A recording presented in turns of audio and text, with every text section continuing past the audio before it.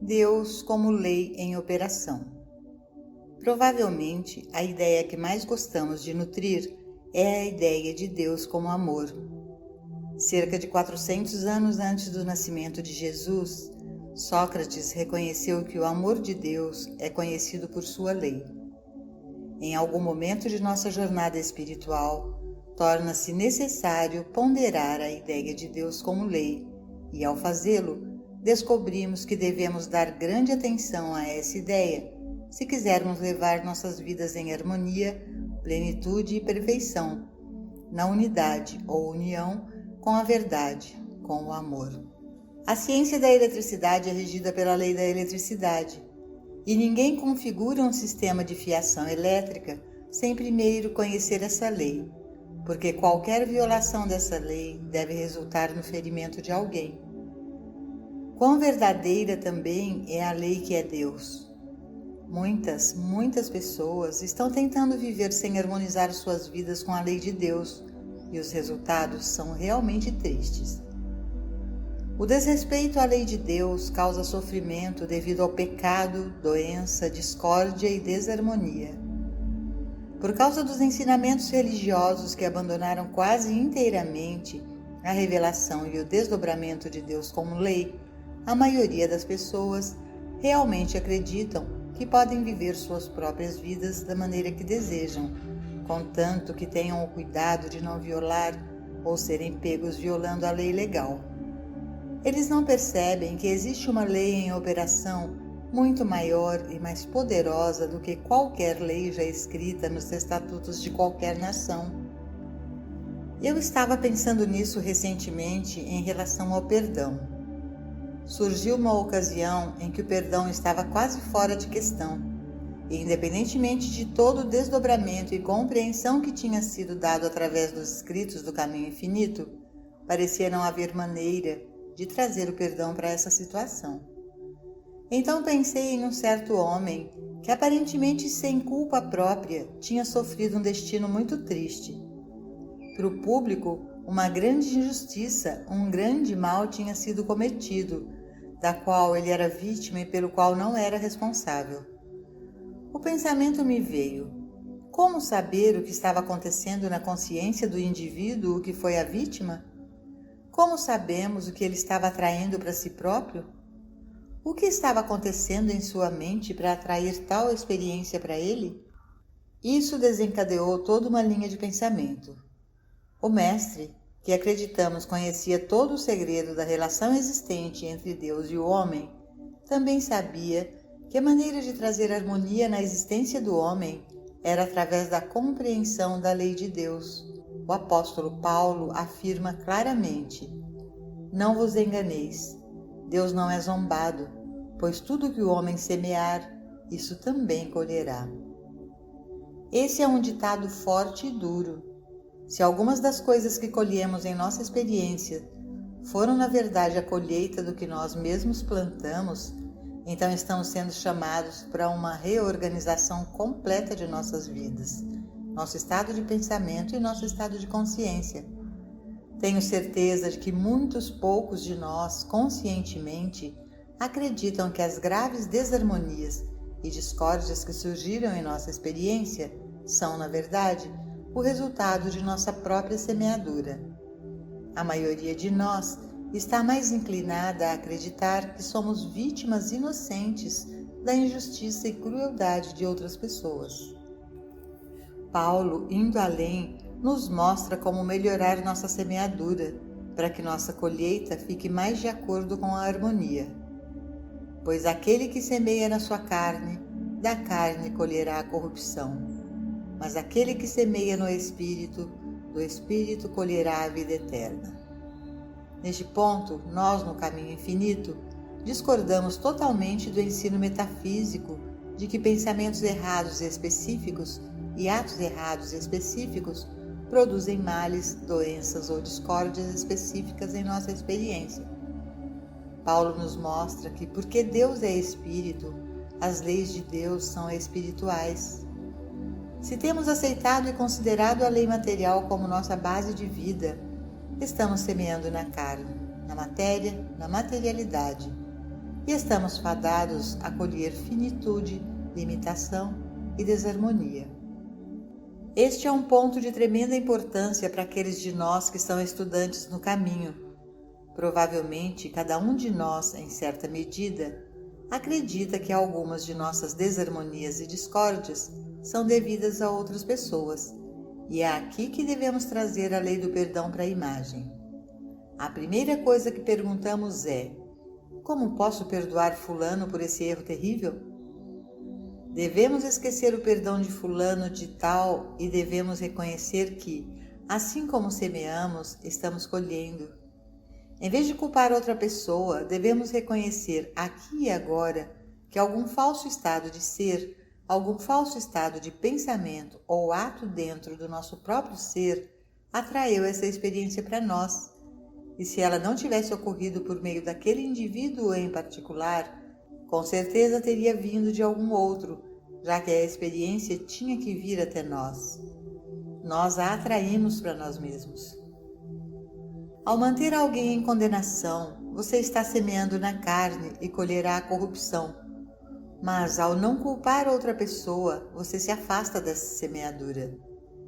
Agora reconheça que ninguém na terra, no céu ou no inferno tem o poder de restringir, prejudicar ou influenciar você de qualquer forma. Agora reconheça que todo o poder reside em sua alma e você estará novamente semeando para o Espírito e você colherá liberdade, paz e harmonia. Por favor, entenda que não está sendo ensinado a examinar seu pensamento para ver qual erro você pensou hoje ou ontem, ou 10 anos atrás, e corrigi-lo. Pelo contrário, este é um ensino no qual você reconhece que o pensamento material deve produzir condições materiais, mas a consciência espiritual, permanecendo na palavra espiritual e permitindo que a palavra habite em você, produzirá a era espiritual dos frutos. Você pode esquecer todo o pensamento errôneo, até mesmo pecaminoso, do passado e começar de novo em qualquer ponto, para eliminar as discórdias e desarmonias devido à aceitação ou ter reconhecido a materialidade. Ao voltar-se para o Espírito, você começa imediatamente a colher harmonia, saúde, plenitude e completude. Pois aquele que semeia na sua carne, da carne colherá a corrupção. Significa que se você está colocando sua esperança, fé e confiança na forma ou na criação, você está semeando na carne. Ao passo que, se você está colocando sua esperança, fé e confiança no Espírito, na causa, no infinito invisível, você está semeando no Espírito. Se você acredita que dólares ou investimentos, safras ou imóveis, posições ou folhas de pagamento constituem um suprimento, você está semeando para a carne. Você está colocando sua fé em alguma forma de criação e, ao semear desta forma, você acaba colhendo a perda, a limitação ou a desvalorização desses dólares ou a insegurança desses investimentos. É o mesmo se depositarmos nossa fé nas pessoas. As Escrituras nos dizem: não ponhais vossa confiança em príncipes e deixai-vos do homem cujo fôlego está em suas narinas, pois em que situação deve ser considerado? Se depositarmos nossa fé em homens, mulheres, governos ou organizações, colheremos as tristezas e decepções que vêm por ter confiado no homem cujo fôlego está em suas narinas. Ao passo que, se nossa confiança total estiver no infinito invisível, o Espírito governante, nos encontraremos sendo governados harmoniosamente no quadro externo. Devemos sempre ter pessoas de confiança e confiáveis em posições de responsabilidade, mas em vez de recorrer a elas em busca de integridade, lealdade e fidelidade, devemos olhar para o Espírito que as anima e a todas as pessoas para desempenhar suas funções. Se olharmos para o homem em busca de misericórdia, justiça ou apreço, mais cedo ou mais tarde alguém falhará conosco. Em meu livreto Amor e Gratidão, todo esse princípio é explicado e se torna prático na medida que somos levados a perceber que nosso suprimento, mesmo que pareça vir das pessoas, está, na verdade, vindo do infinito e invisível de nosso próprio ser, o reino de Deus dentro de nós. Se, mesmo enquanto aceitamos nosso suprimento de empregadores ou investimentos, nosso amor de marido, esposa, filhos ou amigos, reservamos um lugar dentro de nossa consciência para a realização. Ah, sim, mas minha dependência não está lá fora, uma vez que sei que o reino de Deus está dentro de mim e é a fonte do meu suprimento e amor. Então estamos semeando para o Espírito e colheremos nosso suprimento espiritual, mesmo que os canais normais sejam cortados.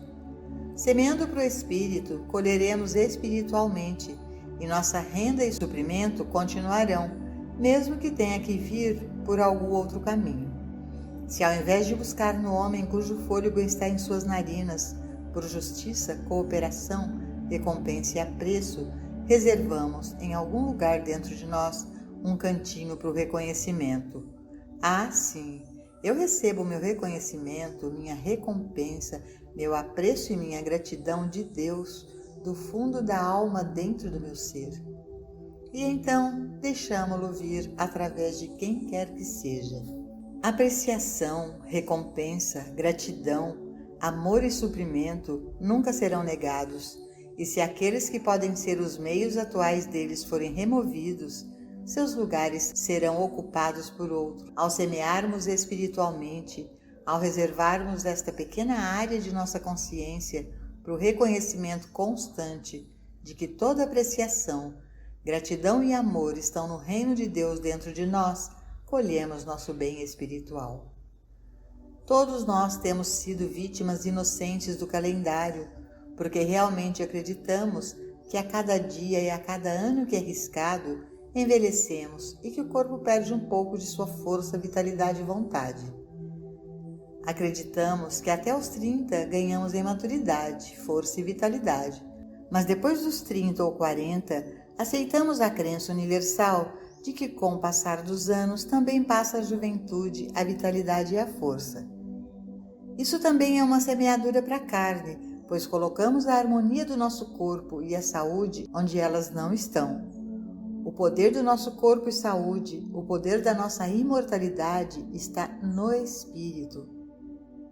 Quando percebermos que esse Espírito infinito, ou alma, realmente governa e controla nossas capacidades físicas e mentais, nunca as perderemos. Eles serão mantidos por toda a eternidade. Não haverá tal coisa como um corpo ou mente se desgastando aos 50 ou 60 anos. Desgastamos ao aceitar a crença de que o poder da vida, da saúde e da força está no corpo. Uma vez que compreendamos que nossas faculdades físicas, mentais e morais são realmente atividades da alma e que o corpo é apenas um instrumento que a alma usa, o corpo será tão imortal quanto a alma, tão jovem, tão vital e tão saudável quanto a alma. O perdão também é uma lei de Deus. O Mestre deixou bem claro que devemos perdoar até mesmo nossos inimigos, aqueles que nos odeiam e nos perseguem, aqueles que nos usam de forma maldosa, e, se necessário, devemos perdoá-los 70 vezes 7. Aqui está uma lei de Deus que cada um de nós tem violado. Não perdoamos nossos inimigos e certamente não perdoamos 70 vezes 7. O perdão é uma das leis importantes mencionadas com tanta frequência nos ensinamentos do Mestre. Cada um de nós está nutrindo uma crença, talvez apenas uma pequena crença, de que alguma discórdia, alguma desarmonia, algum erro em nossa experiência é devido a outra pessoa, seja no presente, no passado ou possivelmente no futuro, e assim violamos a lei do perdão.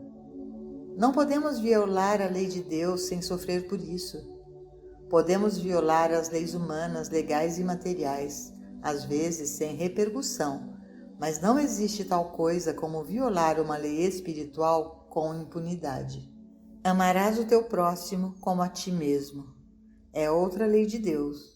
Ao pensarmos em nossas experiências do passado e do presente, descobriremos que existem muitas maneiras pelas quais um amor maior pelo próximo, considerando o aspecto mais amplo e espiritual da palavra próximo, poderia fluir de nós.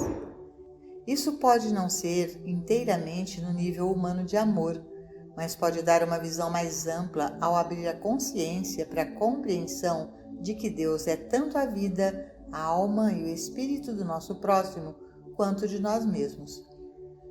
No momento em que começamos a ver Deus como o princípio animador de todos os homens, estamos amando o nosso próximo como a nós mesmos.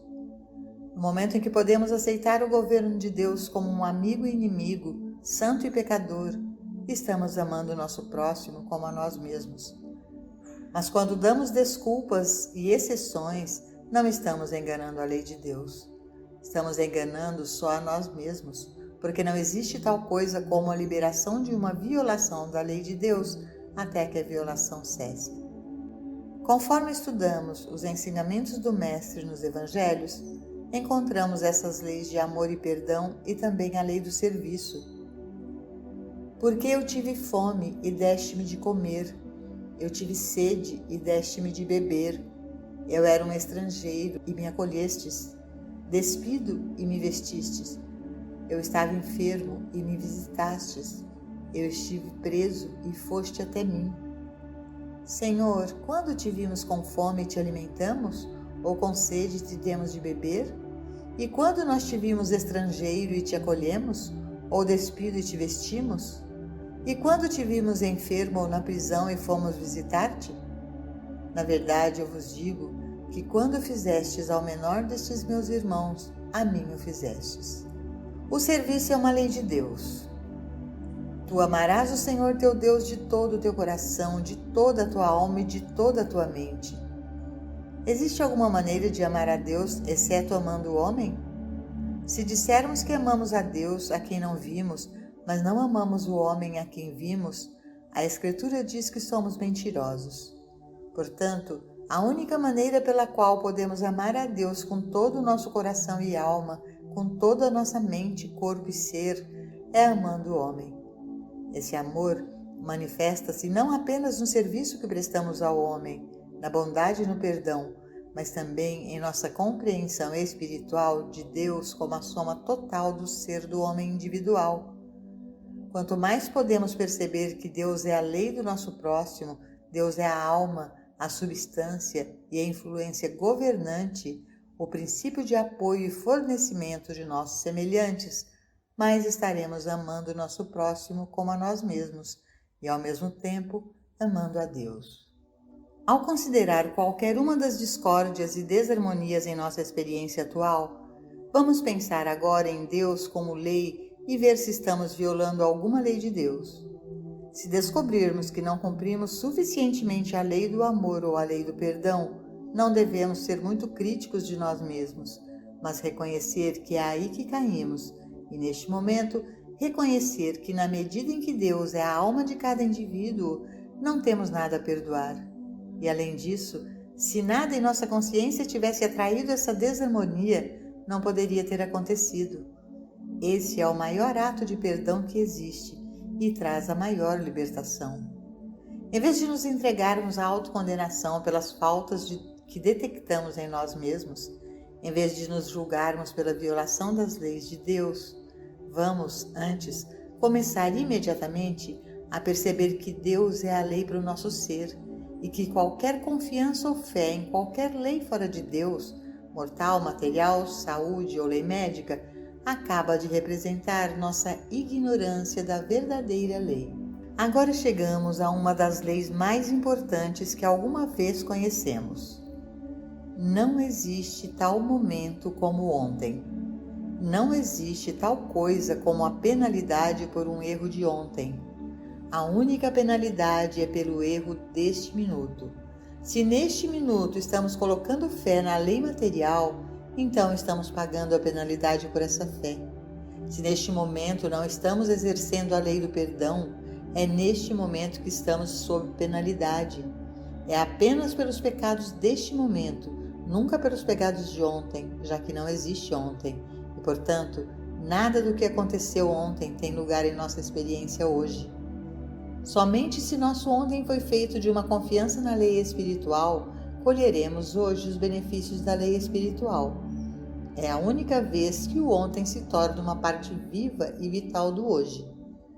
A semeadura espiritual que fizemos ontem está nos dando nossa colheita espiritual e harmoniosa de hoje e de amanhã. A semeadura material de ontem não tem poder, exceto quando transportamos essa ignorância de ontem para hoje. 2 vezes 2 são 4. Pode ter havido 1000 ontem em que acreditamos que 2 vezes 2 são 5, mas não há penalidade, uma vez que aceitamos e reconhecemos nosso erro. Cada penalidade por nossa ignorância de ontem, cada penalidade por semeadura material é eliminada no momento do reconhecimento de que a lei de Deus é nossa influência governante. A qualquer momento podemos começar nossa semeadura espiritual e no momento seguinte começar a colheita espiritual, porque em Cristo não há 4 meses para colheita. Em Cristo a colheita está no solo antes da semente ser plantada. Antes de eles chamarem, eu irei responder, e enquanto eles estiverem ainda falando, eu ouvirei. A colheita espiritual começa no momento em que reconhecemos o Espírito como a influência governante de nossas vidas. Não estaremos mais limitados pela lei material ou mortal, ou mesmo pela lei humana de fazer o bem com o bem e o mal com o mal. Nossa existência será livre de escravidão e penalidade. O Mestre deu ainda outra lei de Deus quando disse: tudo o que ligardes na terra será ligado no céu, e tudo o que desligardes na terra será desligado no céu.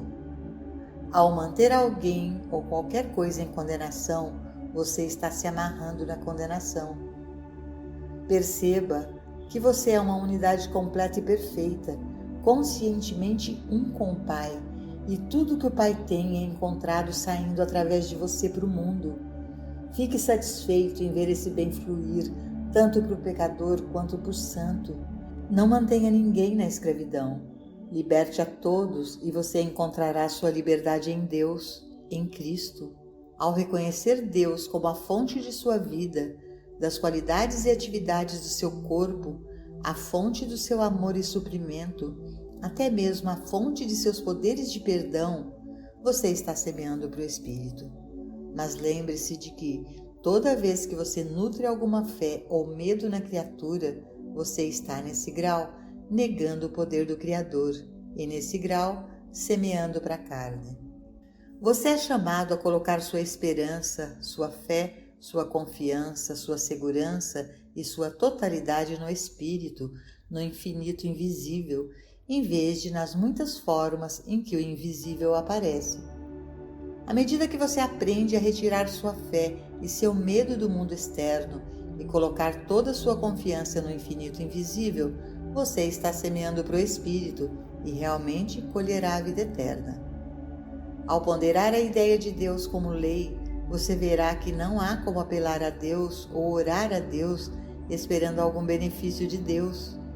Isso seria uma violação da lei espiritual, e mesmo Deus não pode violar sua própria lei. Portanto, devemos aprender a não tentar trazer Deus até nós, moldá-lo de acordo com nossa vontade e capricho, mas devemos buscar entender sua lei e vontade e nos colocar em harmonia com ela.